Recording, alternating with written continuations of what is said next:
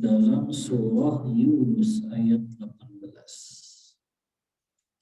Kata Allah Ta'ala, wa ya'buduna min dunillah ma la yadurruhum wa la yanfa'uhum wa yaquluna haula'i syufa'auna indallah. Kata mereka, dan mereka beribadah kepada selain Allah yang sebenarnya tidak mendatangkan mudarat dan manfaat kepada mereka. Dan mereka berkata, mereka itu yang kami sembah, yang kami ibadahi adalah pemberi syafaat kepada kami nanti di sisi Allah Ta'ala. Jadi ini dua sebabnya yang mirip sekali dengan yang dilakukan sebagian kaum muslimin kita. Kenapa mereka minta kepada penghuni kubur? Kenapa mereka minta kepada orang-orang soleh? Kenapa mereka minta kepada orang yang sakti gitu ya? Karena mereka yakin bahwa yang bisa menghidupkan, mematikan, memberi rezeki hanya Allah. Tapi mereka selalu beralasan ini hanya untuk mendekatkan diri kami kepada Allah. Dua sebab mengapa orang-orang musyrik jahiliyah melakukan kesyirikan.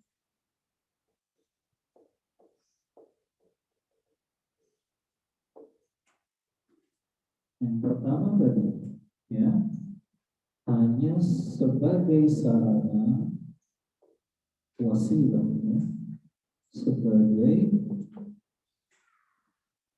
sarana untuk mendekatkan diri kepada Allah.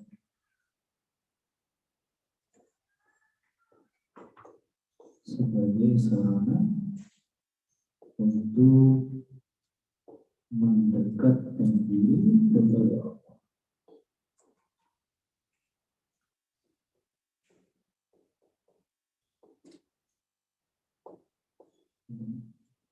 Jadi mereka berdoa, mereka sujud, mereka minta kepada selain Allah, itu bukan untuk mereka minta hanya kepada selain Allah. Enggak, mereka hanya menjadikan itu sebagai sarana saja untuk mendekatkan diri kepada Allah. Yang kedua, mengapa mereka berbuat syirik, ya? Mereka menyembah kepada selain Allah, yang itu juga kata mereka sebagai sarana agar mereka mendapatkan syafaat. Syafaat itu apa artinya? Nah, mendapatkan syafaat itu pertolongan dari orang yang bisa menghilangkan bahaya atau mendatangkan maslahat. Sebagai sarana agar mereka mendapatkan syafaat. Nah, ini yang menyebabkan mereka dikatakan oleh Allah sama berbuat syirik, sama mereka berbuat kesyirikan, walaupun argumentasi mereka mengatakan enggak, saya enggak meyakini kok kalau dia itu yang menghidupkan, yang mematikan, tapi saya hanya sebagai sarana saja agar bisa lebih dekat kepada Allah Ta'ala. Ya. Kita lihat Ibu versi yang terjemahannya. Kaidah kedua adalah bahwa orang-orang musyrik yang diperangi oleh Rasulullah SAW dahulu juga mengatakan, kami tidak berdoa kepada selain Allah kecuali supaya didekatkan kepada Allah saja dan mendapat syafaat dari mereka.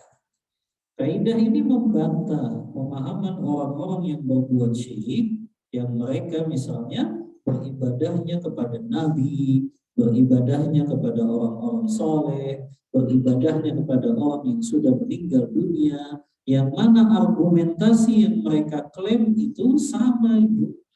Orang-orang yang berbuat kesyirikan di zaman sekarang kan sama seperti itu. Enggak kok, saya enggak menyembah penghuni kubur ini. Saya cuma berharap dengan saya berdoa melalui penghuni kubur ini, nanti doa saya lebih cepat diijabahnya, kan begitu. Ya, maka ini adalah kesyirikan. Begitu juga di sini terdapat syubhatnya orang-orang musyrik. Para pelaku kemusyrikan yang mempersembahkan ibadah kepada orang-orang yang mereka anggap wali atau kuburan tertentu. Apabila mereka ditanya, bukankah ibadah hanya boleh untuk Allah semata? Mengapa kalian menyembah para wali dan orang yang sudah meninggal dunia dan berdoa kepada mereka, bernazar untuk mereka, menyembelih hewan demi mereka, bahkan kalian sholat kepada mereka? Maka pasti mereka akan menjawab, para wali itu memiliki kedudukan khusus di sisi Allah, sehingga mereka nanti yang akan mendekatkan kami kepada Allah Ta'ala. Atau mungkin mereka juga menjawab, kami butuh seseorang yang dapat memberikan syafaat di sisi Allah dan menjadi penyambung antara kami dengan Allah. Maka para wali, orang-orang soleh itulah yang mampu memberikan syafaat untuk kami di sisi Allah. Makanya kami beribadah dengan mendekatkan diri kepada mereka dalam rangka mendapatkan syafaat itu. Maka gimana cara menjawabnya itu? Allah yang telah membantah syubhat mereka, kerancuan pemikiran mereka. Yang Allah jelaskan bahwa syubhat semacam ini bukan syubhat baru itu. Ternyata ini pun dilakukan oleh orang-orang kafir musyrik terdahulu. Yang mereka berargumennya kan begitu. Enggak, kami enggak beribadah kepada orang soleh. Kami hanya menjadikan dia sebagai sarana supaya kami semakin dekat kepada Allah. Jadi mereka tuh nggak pede ibu kalau berdoa langsung kepada Allah. Mereka butuh perantara untuk berdoa saja. Perantaranya itu siapa? Ya orang-orang soleh di zaman mereka, orang-orang yang sudah meninggal dunia, patung-patung berhala, itu mereka jadikan perantaranya. Jadi mereka merasa gak pede kalau berdoa sendiri langsung kepada Allah Subhanahu. Ya, ini kan perkara ya yang sangat rancu dan menyesatkan. Bagaimana mungkin seorang hamba dia gak pede berdoa langsung kepada Allah? Padahal Allah yang mengatakan wa idza sa'alaka ibadi anni fa inni qarib. Apabila hambaku bertanya kepadamu wahai Muhammad tentangku, katakan sesungguhnya aku ini dekat. Ujibu da'watad da'i idza da'an. Aku menjawab doanya orang-orang yang berdoa kepadaku. Ya. Kemudian juga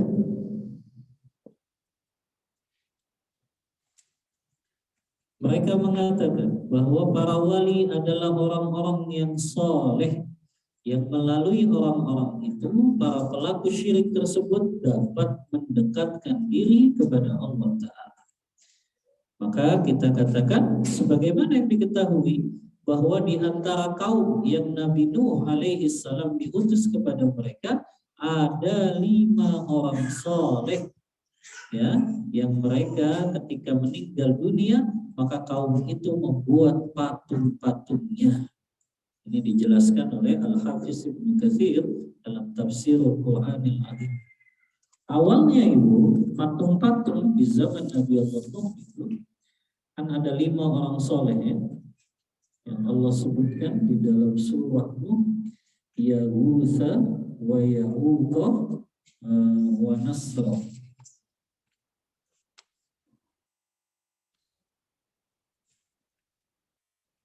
Di dalam surah Nuh ayat ya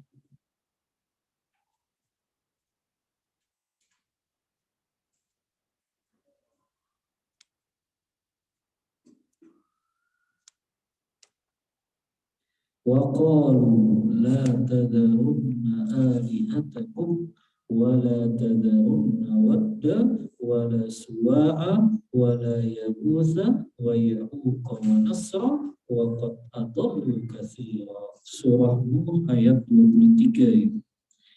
Mereka akan saling berwasiat di antara mereka. La tadharunna alihatakum, jangan kalian tinggalkan Tuhan-Tuhan kalian. Wadda, ya, wa ya'uqa wa nasra, ya, yang itu semua adalah orang-orang soleh di zaman Nabi Allah Nuh.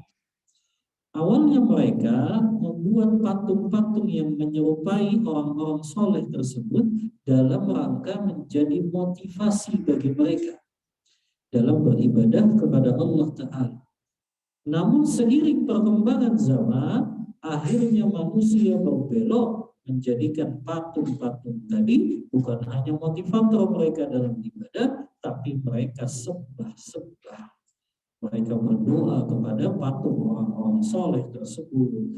Mereka minta-minta kepada patung orang soleh tersebut.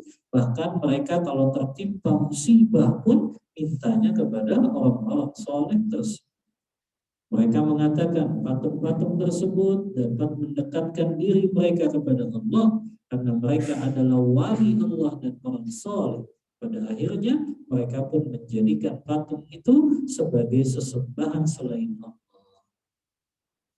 Makanya Allah mengatakan di dalam firman-Nya surah Al-A'raf ayat 59.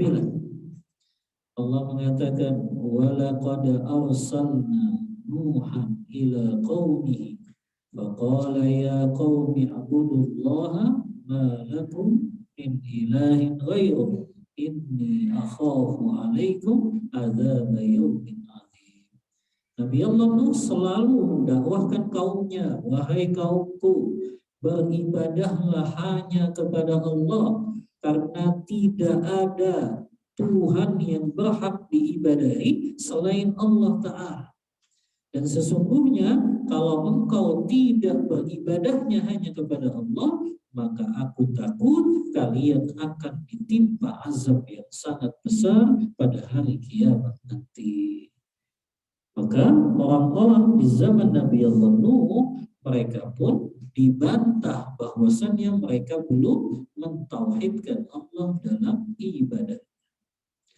Syubhat yang dikatakan oleh orang-orang yang menyembah wali, orang-orang yang beribadah kepada orang-orang soleh tersebut, syubhat yang sama yang dilontarkan oleh orang-orang Arab terdahulu, yang mereka ketika menyembah berhala, maka mereka berkata, ma na'buduhum illa liyuqarribuna ilallahi zulfa.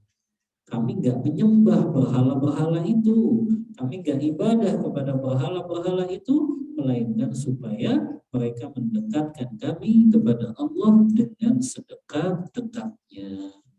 Jadi sama Ibu ya, argumentasinya orang-orang yang berbuat kesyirikan di zaman sekarang, mereka berdoanya kepada penghuni kubur, mereka berdoanya kepada orang-orang yang mereka anggap soleh, maka ini semuanya adalah kesyirikan.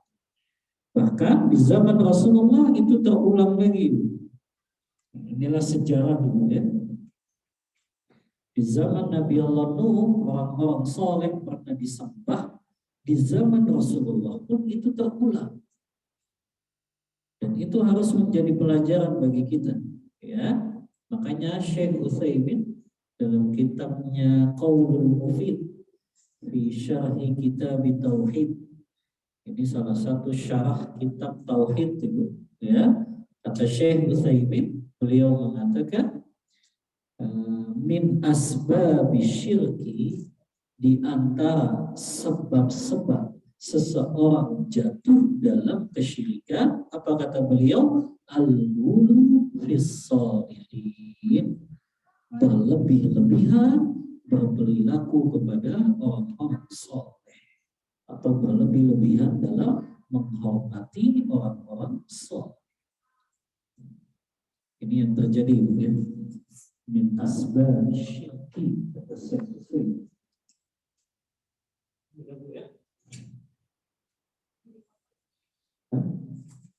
Oh, belum difoto. Memang mencatat yang paling cepat dulu.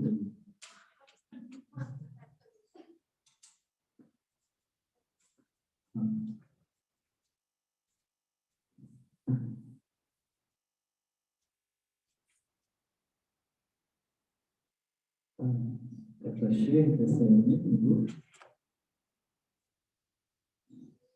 qaulul mufid min asbab syirki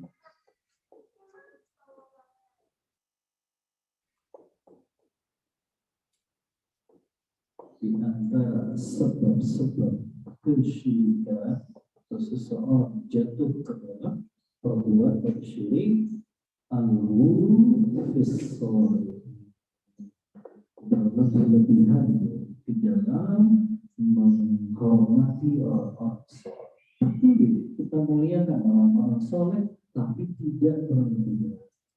Nah, di antara sebab seseorang jatuh dalam kesyirikan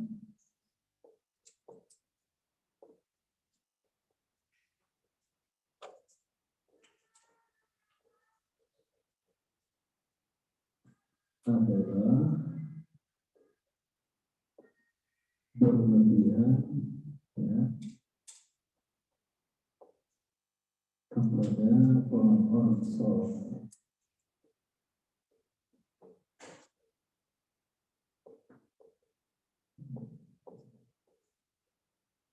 Nah, lalu berlebihan memuliakannya, menyanjungnya, akhirnya sampai menganggap orang soleh ini memiliki sifat-sifat ketuhanan, menganggap orang-orang soleh ini bisa mendatangkan manfaat atau bahaya. Nah, ini sifat yang akhirnya menjatuhkan seseorang dalam kesyirikan. Dan ini terulang Ibu di zaman Rasulullah, ya, maksudnya sebelum Rasulullah diutus Ibu, ya, ada yang namanya Lata yang akhirnya dijadikan Tuhan. Ibu. Lata itu adalah orang soleh di masa jahiliyah. Yang Lata ini kerjaannya Ibu, kata Rasulullah dalam hadis riwayat Bukhari itu, Lata itu kerjaannya sebagai pengadon dan pembuat roti dan beliau berikan itu kepada para jemaah haji. Ya, itu beliau berikan kepada semua yang hadir dalam ibadah haji tersebut di depan Baitullah. Jadi Lata itu orang soleh, makanya dia dikenal. Orang setiap datang jemaah haji, dia yang memberikan makanan, minuman kepada para jemaah haji tersebut. Akhirnya dia meninggal dunia. Setelah dia meninggal, maka orang-orang Arab jahiliyah itu menjadikan kuburan Lata sebagai tempat ibadah mereka. Mereka mengklaim bahwa Lata dapat mendekatkan diri mereka kepada Allah Ta'ala. Ya, akan tetapi Allah menolak ibadah mereka karena mereka mencampur adukan ibadah dengan kesyirikan. Ya, sama kan Ibu? Lihat orang-orang yang mereka pergi ke tempat-tempat keramat gitu ya sebutannya, sampai mereka ziarah ke kuburan-kuburan khusus yang mereka anggap ini orang soleh. Nah, makanya itu di antara ya sebab kenapa Allah mengharapkan itu mendirikan bangunan di atas kuburan, memperbagus kuburan, itu diantaranya khawatir kalau orang itu akan datang ke kuburan tersebut untuk minta-minta. Makanya itu yang dikhawatirkan. Makanya nggak boleh membuat kuburan-kuburan itu dibangun, ditinggikan gitu ya, dibuat bangunan di atasnya. Sebagaimana hadis Rasulullah SAW bahwasannya dilarang untuk membangun kuburan, meninggikan kuburan, mempercantik kuburan. Karena itu dikhawatirkan orang-orang akan datang meminta-minta di kuburan tersebut. Kemudian Ibu, ya,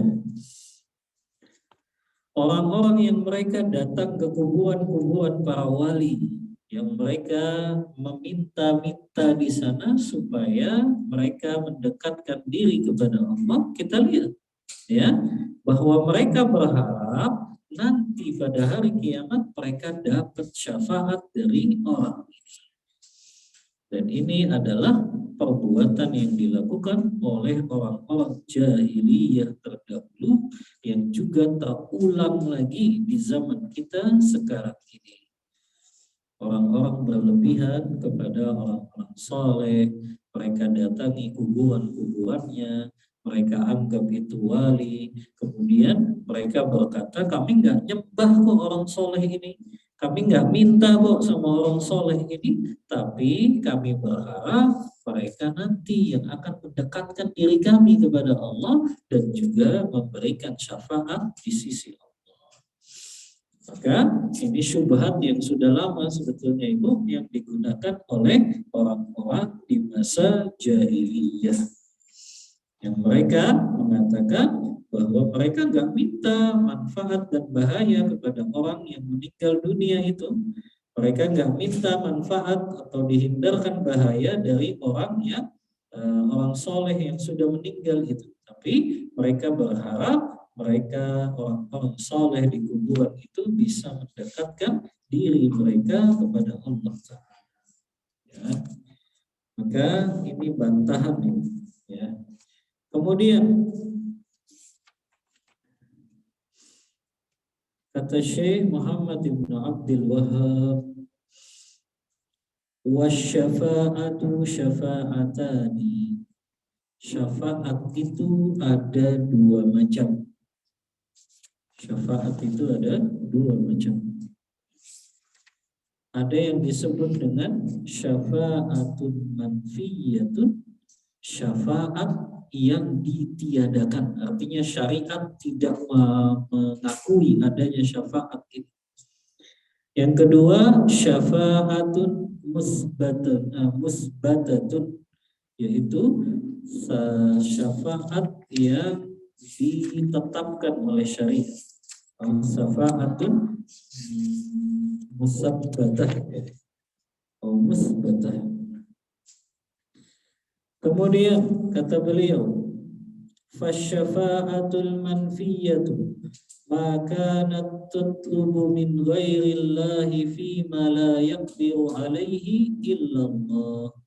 Syafaat yang dinafikan itu Ibu, syafaat yang memintanya kepada selain Allah yang dia tidak mampu melakukan perkara yang diminta itu kecuali hanya Allah saja yang mampu melakukannya.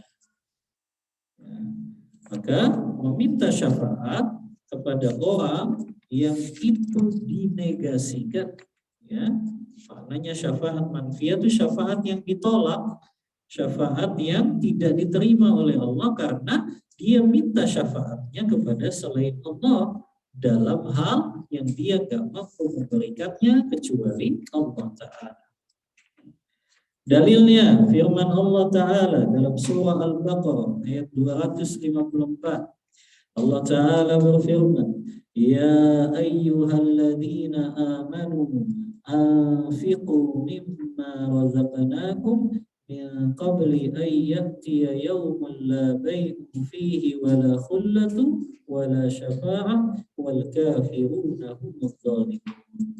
Kata Allah Ta'ala, wahai orang-orang yang beriman, infakkanlah harta kalian atau sebagian dari rezeki kalian yang Allah berikan kepadamu sebelum datangnya hari yang tidak ada lagi jual beli, tidak ada lagi persahabatan, dan tidak ada lagi syafaat.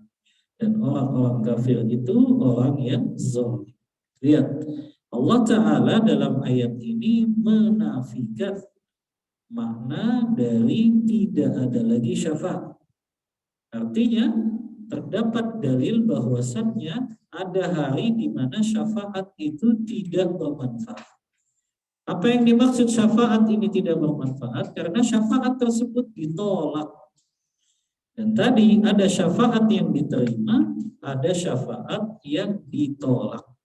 Syafaat yang ditolak tadi karena caranya salah. Dia meminta syafaat kepada orang yang gak mampu untuk memberikannya kecuali Allah saja. Dia mintanya kepada seorang yang salah, meminta syafaat. Maka ini jenis syafaat yang pertama. Yang kedua, wasyafa'atul musbatah. Syafaat yang diterima atau yang ditetapkan oleh syariat, allati tutlabu minallah, yang dimintanya dari Allah Ta'ala. Wasyafi' mukrimun bisyafa'ati wal mashfu'u lahu huwa man radiyallahu qawluhu wa amaluhu ba'dal idhn kama qala ta'ala man dzalladzi yashfa'u indahu illa bi'idznih. Kata beliau, orang yang boleh memberikan syafaat adalah orang yang memang dimuliakan oleh Allah Ta'ala. Ya, jadi orang yang boleh diberikan memberi syafaat adalah orang yang dia memang dimuliakan oleh Allah. Ya, karena kenapa? Karena dia misalnya orang yang soleh betul, tapi orang yang juga dia dimuliakan oleh Allah Ta'ala. Adapun di sini Syekh Muhammad bin Abdul Wahab menyebutkan syarat mendapatkan syafaat.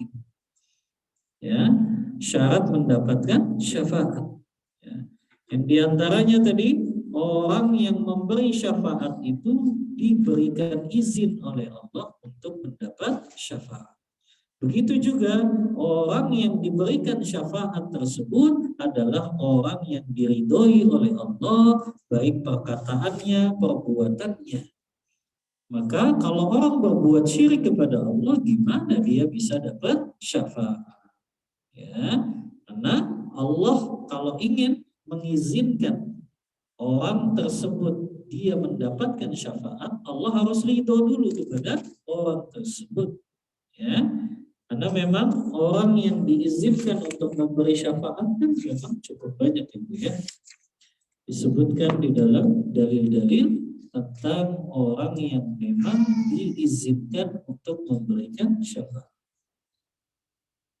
Siapa saja yang bisa memberikan syafaat kepada kita, ya, di antaranya adalah Rasulullah Sallallahu Alaihi Wasallam.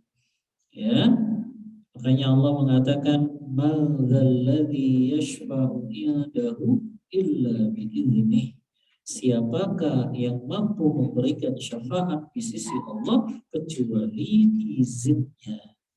Maka ada orang-orang yang diizinkan, Ibu, untuk memberikan syafaat. Siapa saja mereka? Yang pertama, syafa'atil malaikatu wa syafa'an nabiyyun wa syafa'al mu'minun wa lam yabqa illa arhamur rahimin.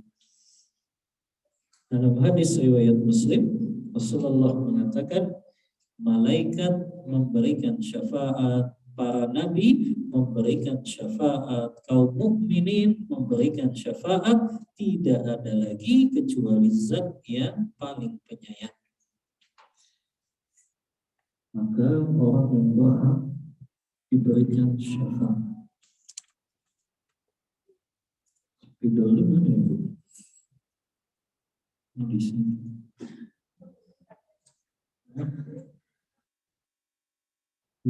Makin siang makin teror.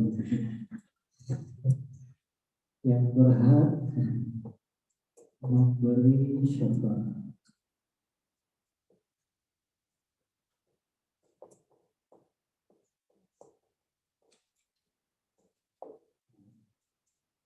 Tapi Ibu, yang pertama dia mendapat izin dari Allah.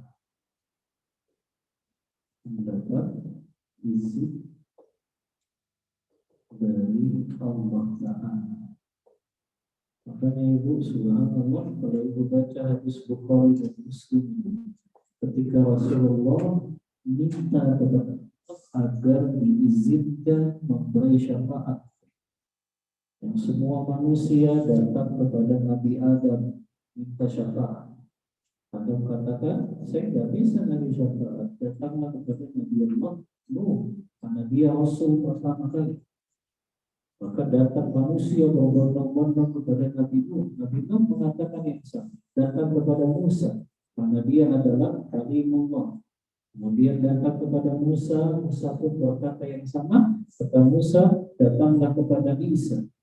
Isa pun sama, kemudian datanglah kepada Muhammad. Maka manusia itu dari awal itu, dari zaman Nabi Adam sampai zaman Rasulullah, datang kepada Rasulullah.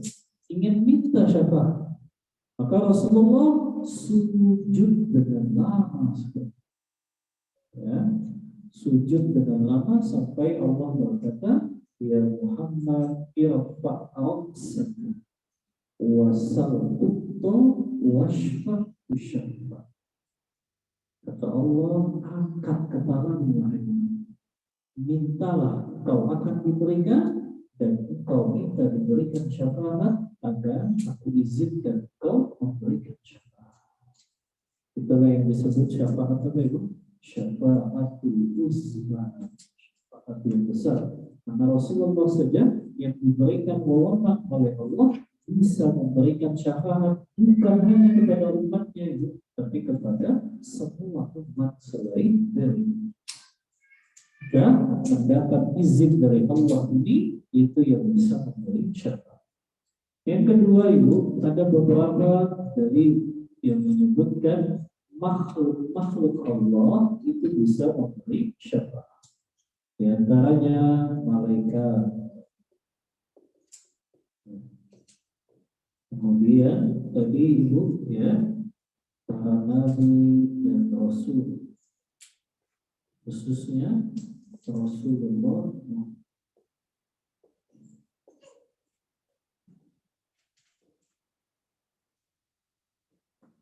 Kemudian juga orang-orang soleh atau kaum mukminin yang soleh.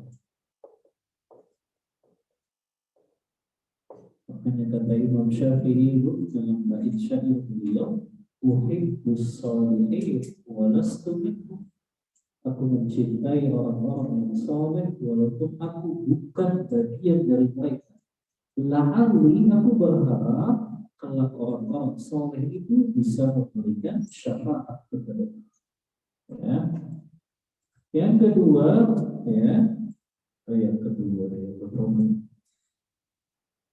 keempat ya, anak-anak kecil yang wafat sebelum balik.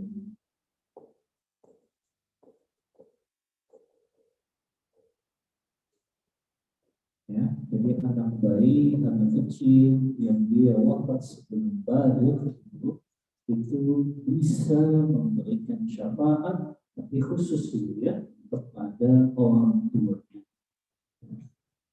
Ibu pernah nyolatin bayi atau anak kecil yang belum balik? Pernah sholat jenazah anak kecil yang belum balik? Apa bacaannya Bu setelah takbir yang ketiga? Bacaannya apa? Allahumma ghfirlahu wa'afi wa'afu. Bukan. Ya, karena dia belum punya dosa.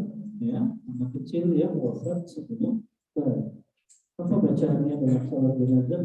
Kalau jenazahnya anak kecil yang belum balik, ya, belum pernah.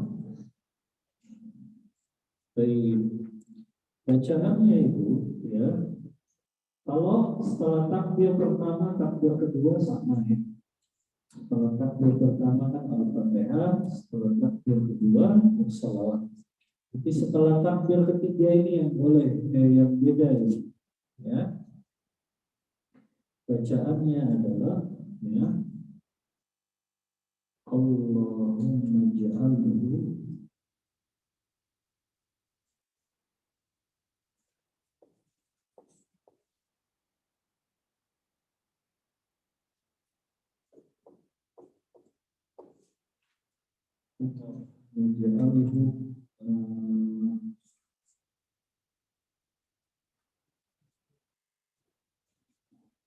ajrun wa yukhra wa syafi'an mujadan والأخرى وشفيعا مجابا اللهم اجعله سلفا jangan salatin anak kecil yang balik dari Allahumma ja'alhu salafan wa zuhran ya wa syafi'an mujaban biwalidayhi.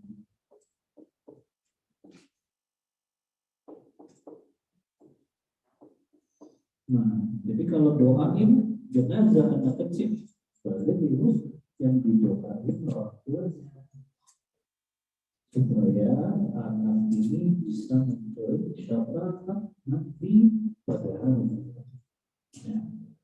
Allahumma ja'alhu salafan wa ajran wa zuhran.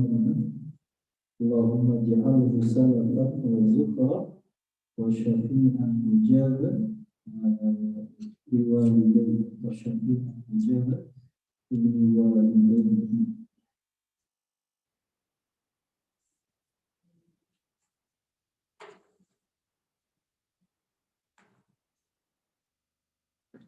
Syafi'an mujaban biwalidayhi.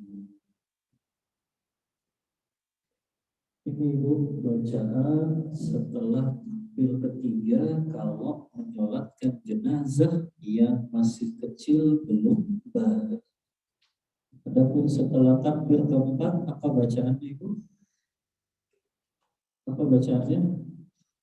Gak ada Ibu. Diam sejenak kemudian mengucapkan salam. Ya, walaupun sebagian ulama mengatakan ada bacaan lagi ya. Tapi Allah pendapat yang lebih kuat diam sejenak saja. Setelah itu mengucapkan salam. Karena doa itu di takbir yang ketiga saja. Kalau kita nyolatin jenazah dewasa kan doanya itu sepanjang-panjangnya ya. Allahumma ighfir lahu warhamhu wa'afihi wa'fu anhu wa akrim nuzulahu ya wa wasi' mudkhalahu wa nsihu bil ma'i wal thalji wal barad wa naqqihi minal khataaya kama yunqqa thawbul abyad min ad-danas wa abdilhu dawan khairan min darihi wa zawjan khairan min zawjihi wa ahlan khairan min ahlihi wa qihi min fitnatil qabri wa adzabin nar. Allahumma ighfir li mayyitina wa syahidina wa ghaibina ya.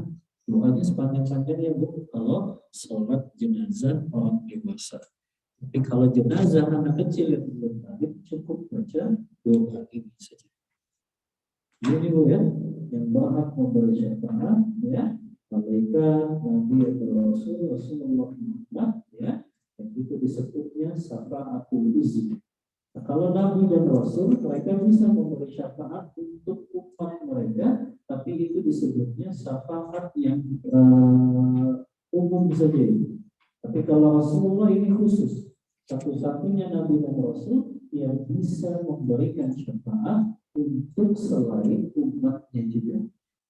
Kemudian orang-orang soleh tadi, ya, dan juga anak-anak kecil yang wafat seperti itu. Ini yang bisa memberikan syafaat. Ya.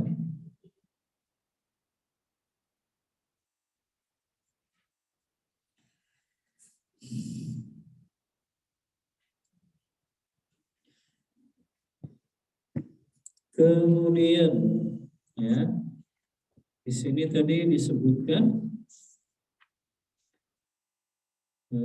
orang yang memberikan syafaat, ya, dia harus memenuhi syarat tadi ya. Di antaranya syafaat yang diterima itu adalah orang yang memberi syafaat mendapat izin dari Allah, sementara orang yang diberikan syafaat adalah orang yang Allah ridhoi perkataan dan perbuatannya.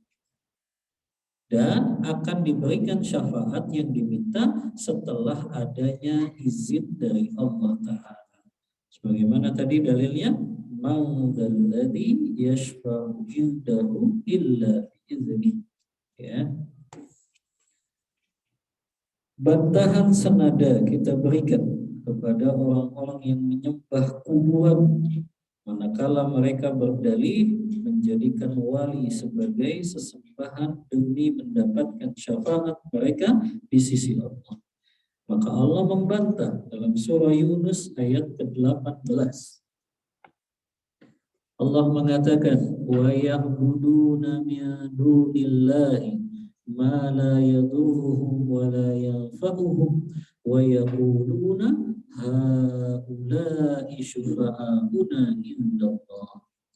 Dan mereka orang-orang yang beribadah kepada selain Allah yang sebenarnya tidak dapat mendatangkan mudarat atau manfaat kepada mereka, dan mereka berkata mereka itulah yang akan memberi syafaat kepada kami di sisi Allah.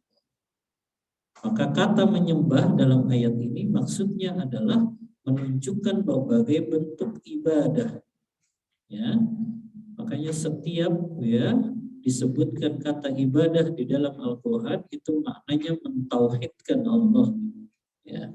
Maka ketika seseorang beribadahnya untuk selain Allah, maka itu juga maknanya dia berbuat syirik kepada Allah.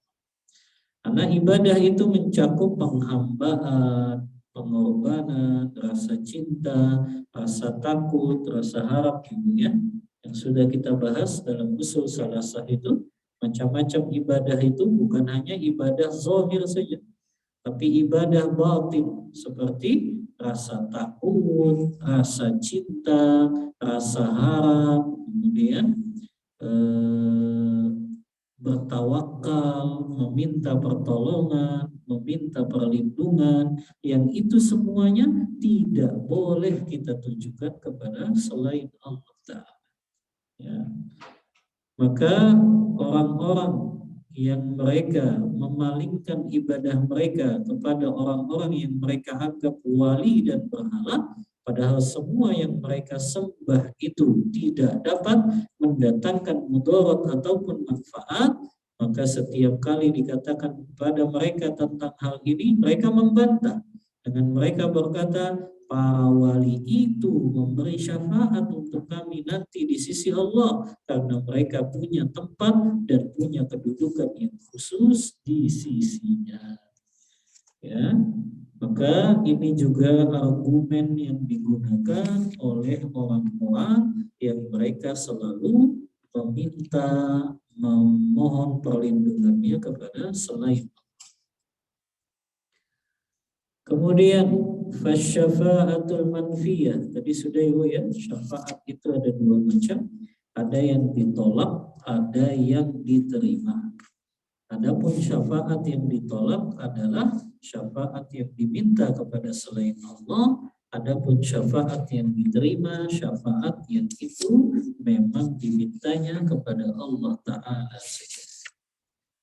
Maka dari sini Ibu kita bisa memahami bahwasannya jawaban mereka orang-orang kafir musyrik terdahulu ini tidak ada bedanya dengan orang-orang yang melakukan kesyirikan di zaman kita saat ini.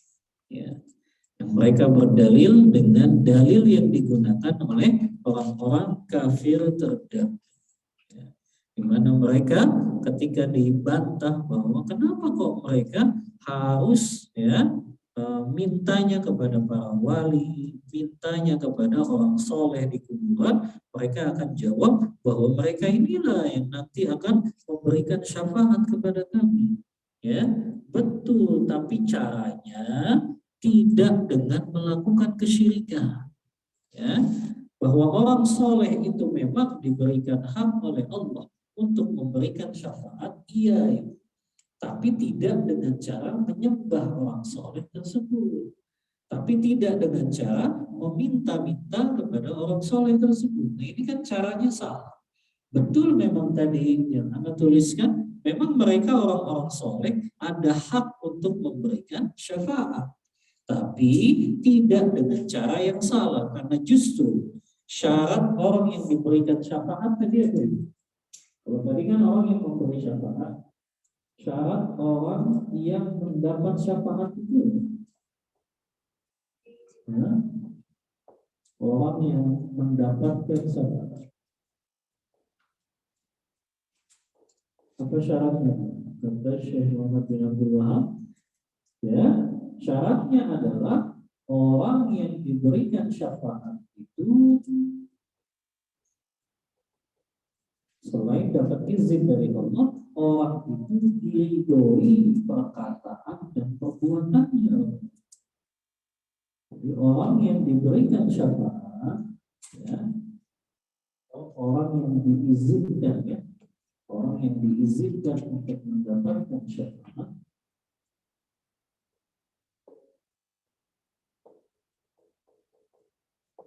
orang yang diizinkan untuk mendapatkan syafaat,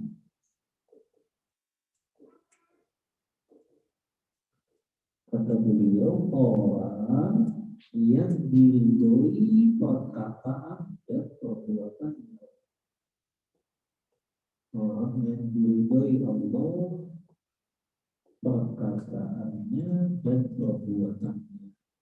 Maka bagaimana mungkin dia bisa dapat syafaat kalau dia melakukan kesyirikan?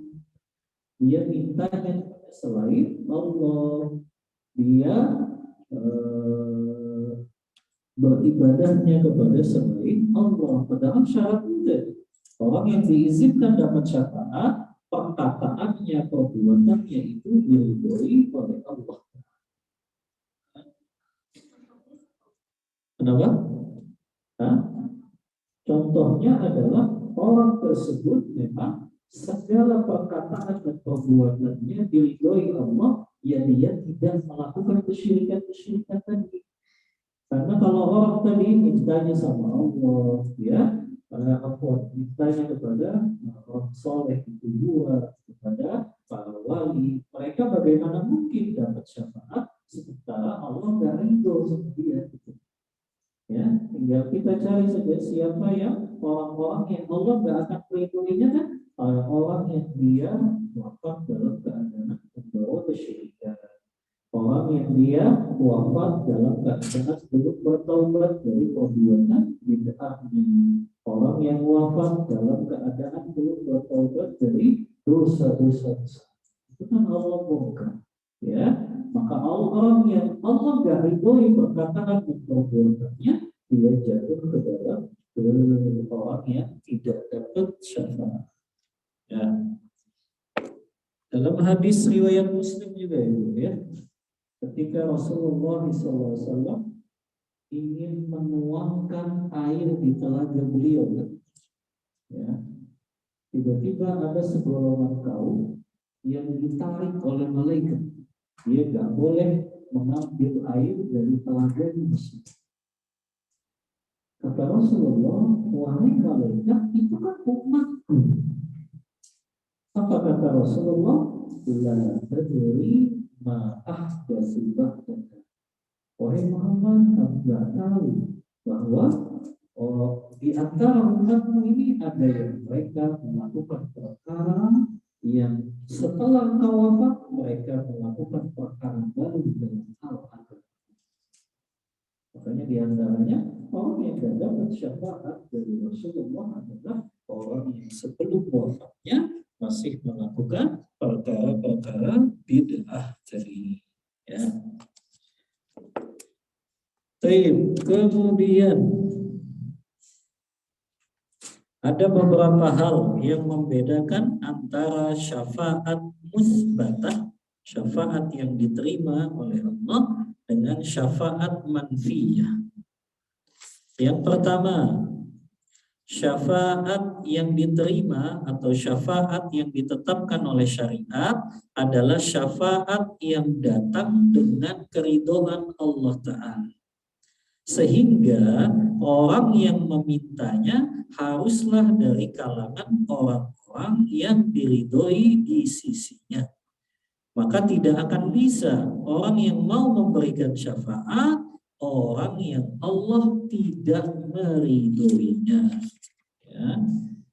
Siapa misalnya orang-orang yang dulu di dunianya ia bermaksiat kepada Allah, ya.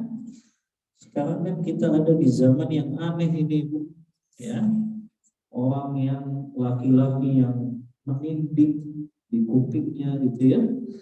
Kemudian dia pakaiannya, celananya dirobekin, subhanallah, itu dianggap wali. Subhanallah. Makanya baca itu bukunya Syekhul Islam Ibnu Taimiyah, Al-Farqu Baina Awliya Ar-Rahman wa Awliya Syaitan. Perbedaan antara wali-wali Allah Ar-Rahman dengan wali-wali Syaitan. Sudah jelas kok. Wali Allah itu kan cirinya dua. Kata Allah Ta'ala, alladzina amanu wa kanu yattaqun. Itu saja itu cirinya wali Allah. Dia beriman kepada Allah dengan benar dan dia bertakwa. Artinya dilihat dari ibadah dan ketaatannya kepada Allah. Ya, sekarang ini kita di zaman yang luar biasa fitnahnya, sampai orang gila itu dia anggap wali. Ya, orang yang dia maksiat kepada Allah dianggap wali sudah. Ya, maka berhati-hati kita terhadap orang yang mereka mengaku wali lah gitu. Padahal orang itu dimurkai oleh Allah karena kemaksiatan. Segala perbuatan maksiat itu kan dimurkai oleh Allah. Maka di sini bedanya antara syafaat yang ditetapkan syariat. Kalau syafaat itu ditetapkan syariat, maka itu datang dari keridhaan Allah. Allah akan memberikan izin kepada orang yang diridhoinya. Maka nggak mungkin orang yang tidak diridhoi Allah itu bisa memberikan syafaat. Yang kedua,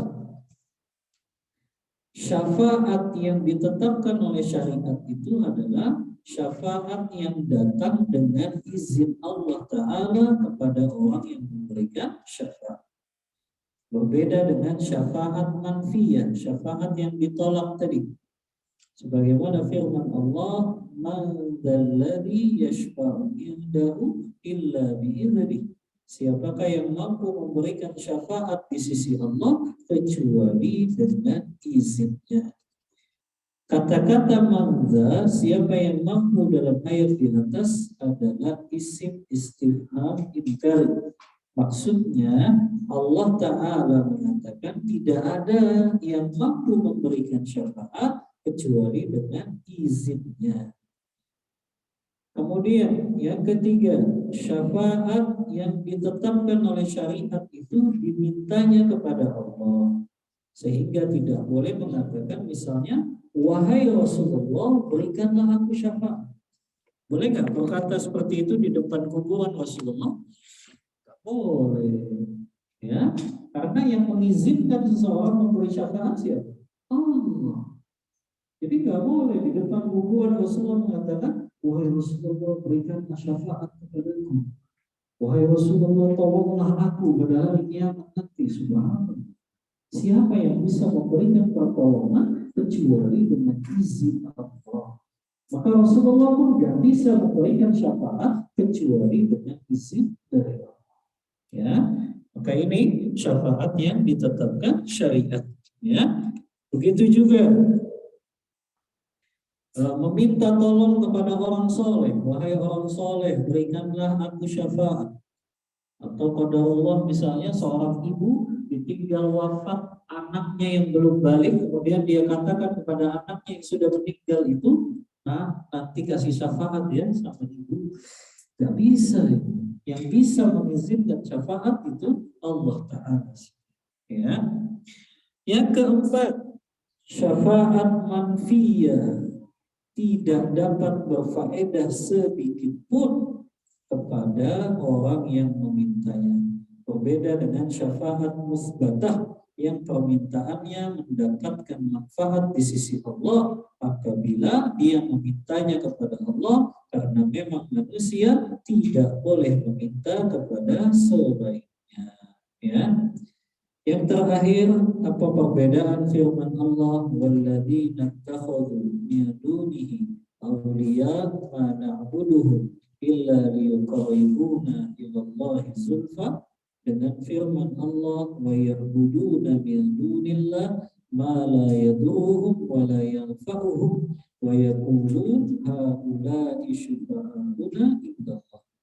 Perbedaannya adalah alasan sebagian dari mereka bahwa menyembah para wali itu supaya mereka didekatkan kepada Allah, sedangkan alasan sebagian yang lain yaitu supaya diberikan syafaat di sisi Allah.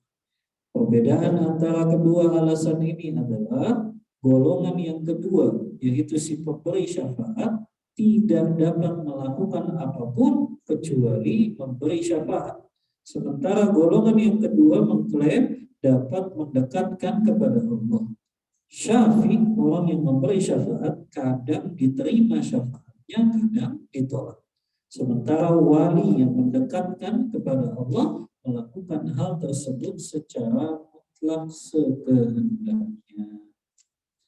Selesai Ibu, kaidah yang kedua dari memahami kesyirikan ini, yaitu perkataan orang kafir bahwa ketika mereka melakukan kesyirikan, mereka mengatakan bahwa yang mereka lakukan ini bukan minta kepada mereka, bukan menyembah mereka, tapi hanya untuk mendekatkan diri mereka kepada Allah Ta'ala. Insyaallah kaidah ketiga dan keempat kita lanjutkan di pertemuan selanjutnya. Wallahu ta'ala a'lam bissawab. Wassallallahu ala nabiyyina Muhammadin wa ala alihi wa sahbihi wasallam.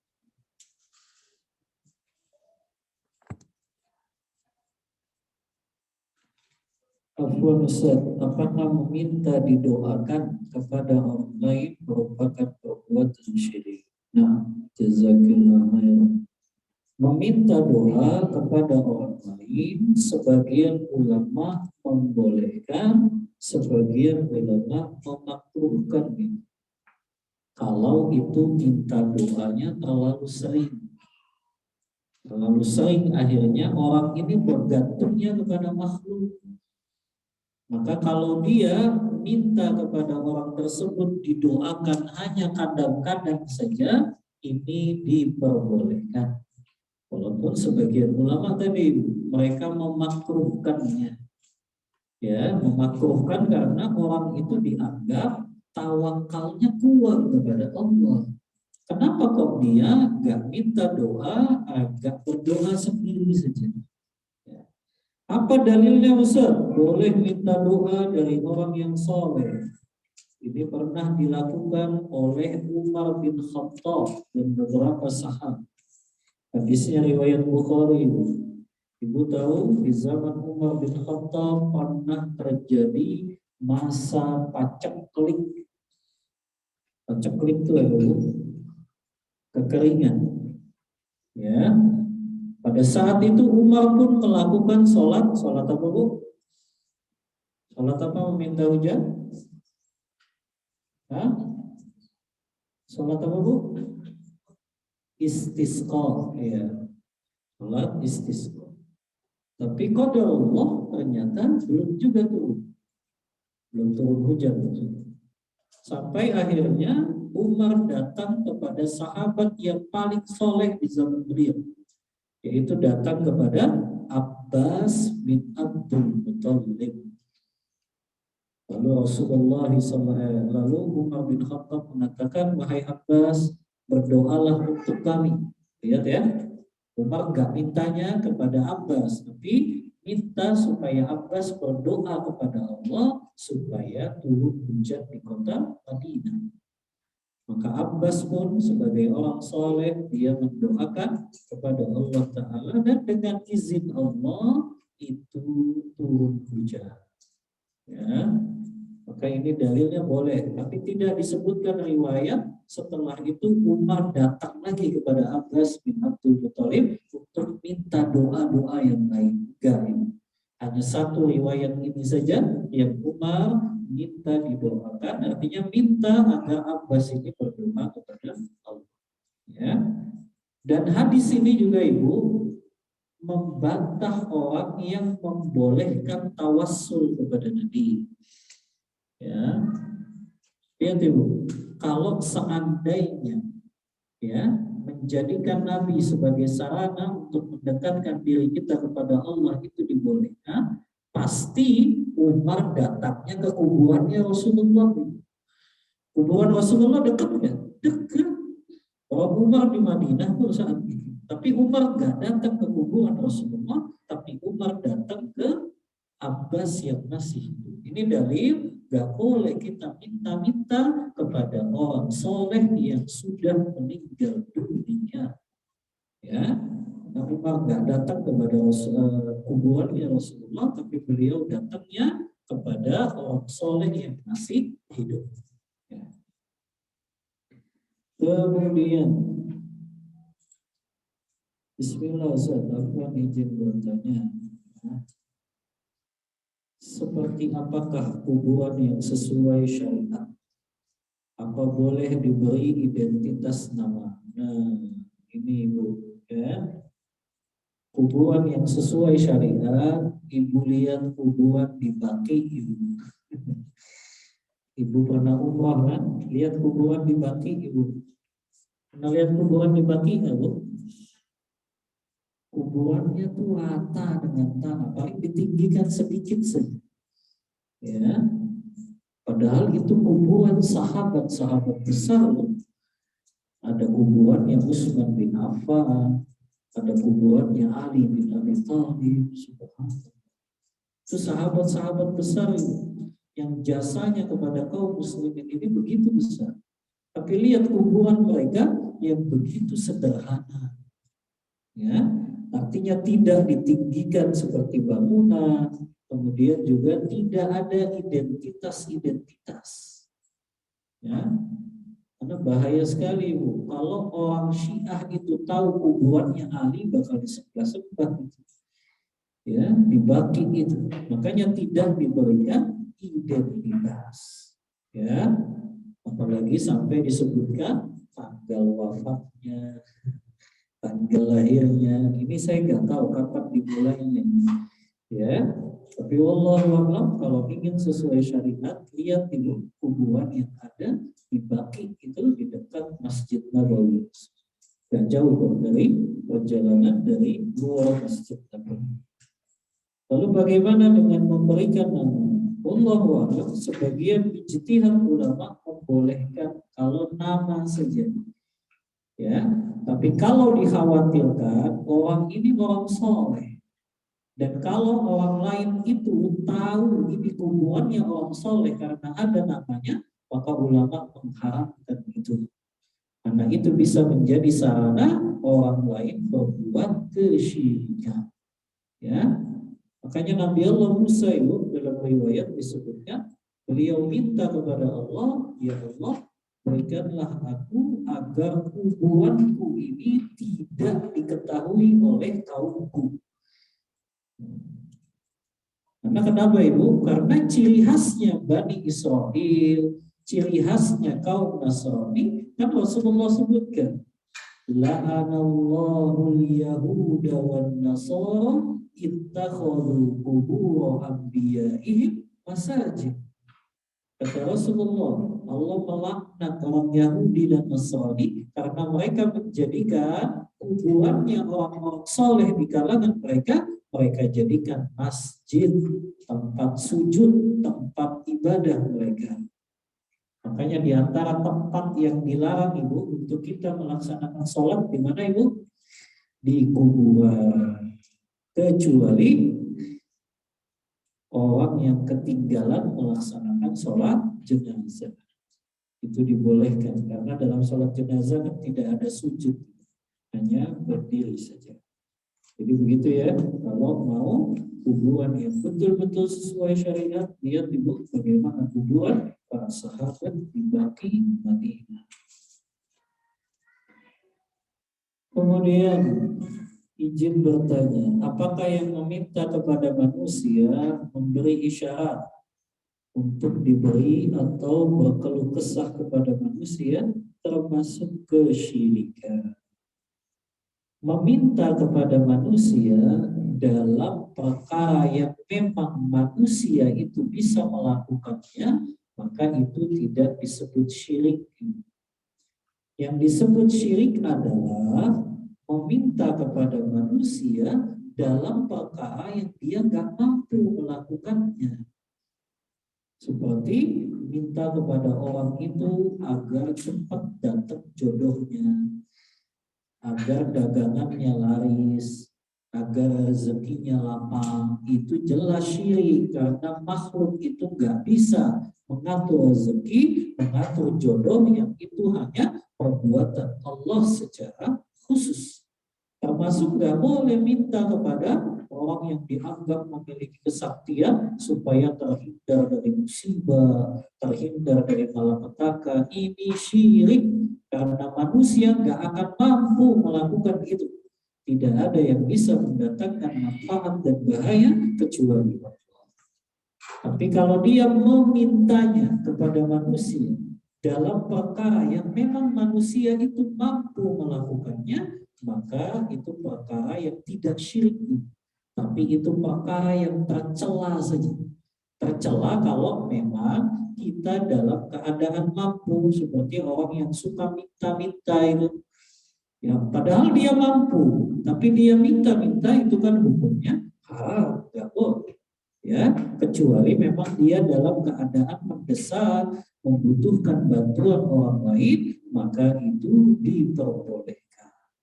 Jadi ada 3 Ibu ya. Ada orang yang minta-mintanya itu masuk dalam kategori syirik.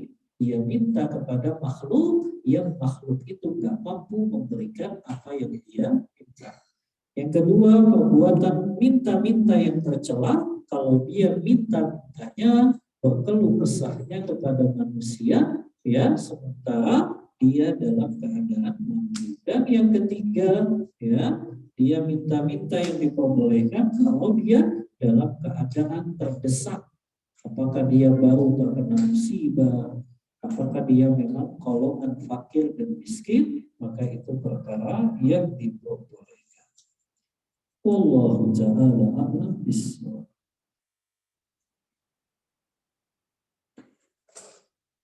Bismillah Ustaz, Afwan izin bertanya. Pertanyaannya di luar materi.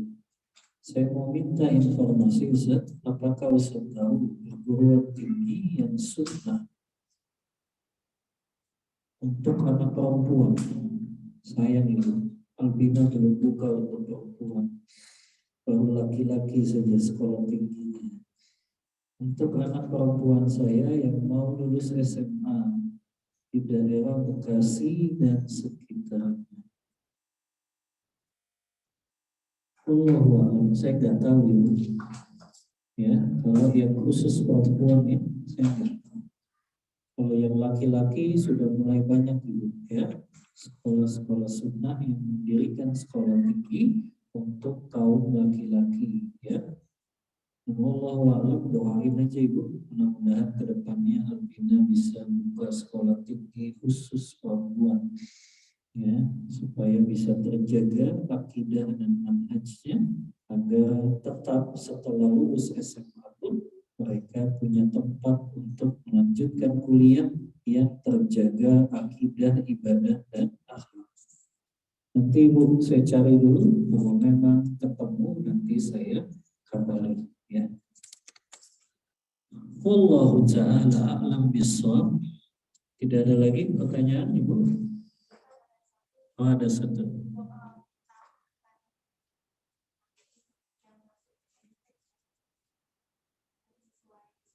Di daerah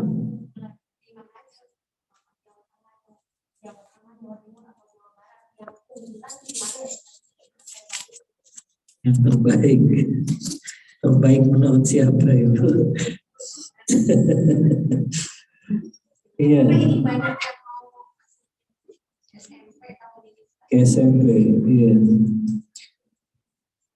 Yang pertama Ibu ya, saya berikan pilihan sekolah tergantung potensi anak itu juga Ibu. Yang pertama, kalau potensi anak tersebut lebih kepada ilmu agama, ilmu syariah, maka Ibu bisa masukkan SMP-nya ke Ma'had Al-Irsyad Tengah atau Ma'had Imam Bukhari di Solo gitu. Ya, kalau memang potensinya ke agama, karena di sana memang mencetak para ulama, ya, baik laki-laki maupun perempuannya. Makanya kurikulumnya lebih banyak muatan ilmu syar'inya. Ya. Yang kedua, kalau potensinya ternyata anak perempuan itu lebih ke umum, gitu ya. Artinya keilmuan umumnya ini bagus, tapi pengen memiliki akidah yang lurus, manhaj yang benar, ibadah yang benar, adab yang baik, gitu ya. Dia bisa memilih seperti Albina, seperti Andalus di Bogor, ya. Atau mungkin sekarang ada itu ya. Apa itu ibu yang awalnya bimbel itu? Bintang pelajar ya, ada bintang pelajar juga ya, itu kan bimbel sunnah itu ya, yang memang pengajar-pengajarnya insya Allah akidahnya lurus dan baik manhajnya. Kalau nggak salah bintang pelajar sudah mendirikan SMP juga tapi di daerah Bogor ya. Nah itu baru ibu untuk mencetak akademisi yang ahli, misalnya dokter, mencetak perawat, mencetak bidan, tapi akidahnya lulus, ya itu disekolahkan di tempat-tempat tadi yang mana katakan. Ya, jadi tergantung pada potensi anaknya. Ya, apakah dia lebih condong ke ilmu sains atau lebih condong kepada ilmu agama. Dan mempelajari ilmu sains nggak apa-apa ibu, asal diniatkan untuk membangun kemaslahatan bagi kaum muslimin atau untuk memberikan kemaslahatan kaum muslim. Ibu pengen misalnya anak perempuannya jadi dokter, boleh ibu. Karena kalau semuanya jadi ulama, nanti siapa yang membantu kaum muslimin sakit? Ya, masa orang kafir semua dokternya gitu kan? Ya harus ada lah dari kalangan kaum muslimin yang mereka menjadi dokter, gitu. Menjadi ahli kesehatan, menjadi tenaga medis, ya. Karena biasanya kaum muslimin itu lebih amanah, gitu ya, lebih jujur, ya, dan lebih menjaga tanggung jawabnya, gitu ya. Apalagi kan dokter itu disumpah, gitu ya. Kalau sudah disumpah itu perkara yang berat. Kalau dia harus betul-betul menjalankan kewajibannya. Itu ibu rujukan yang Anda tahu ya. Kalau untuk potensi ilmu agama, ya yang paling bagus Al-Irsyad atau Imam Bukhari. Ya, walaupun ada pilihan lain, ada Minhajus Sahabah ya di Bogor, ada pesantren Ibnu Taimiyah juga di Bogor. Tapi yang Anda tahu yang paling menonjol ya itu tadi Al-Irsyad atau Imam Bukhari. Wallahu ta'ala a'lam bishawab. Ada lagi? Itu cukup?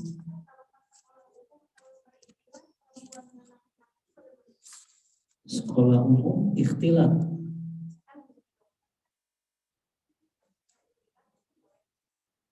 Oh, maksudnya ketika kuliahnya. Ya nanti tinggal diatur saja ibu. Maksudnya ketika dia kuliah, kalau untuk mendapatkan pelajaran saja itu dibolehkan. Ya, sekedar mendapat pelajaran saja karena memang ya kita mau belajar di mana lagi ibu. Memang ada kuliah kedokteran di Indonesia yang laki dan perempuannya dipisah? Gak ada ibu. Ya, yang itu terhitungnya darurat. Ya. Artinya ketika jam belajar saja ya nggak masalah, tapi tetap jaga jarak saja. Ya. Nanti di luar itu ya jangan sampai ikhtilat dengan kaum laki-laki. Ya. Kita juga putri-putri lulusan Albina itu seperti itu. Mereka menghadapi kasus yang sama. Ada mereka yang ingin dokter ya kuliahnya pasti campur, tapi mereka sudah dibekali hanya ketika dalam pelajaran saja. Di luar jam pelajaran tidak ada yang namanya ikhtilat dengan kaum laki-laki. Begitu. Wallahu ta'ala a'lam begitu. Kecuali ada nanti kuliah kedokteran ya, laki dan perempuannya dipisah, baru kita rekomendasikan ke situ ya.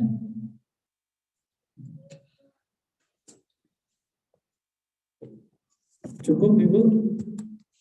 Cukup ya untuk hari ini. Wallahu ta'ala a'lam bishawab. Mohon maaf bila ada kata-kata yang kurang berkenan.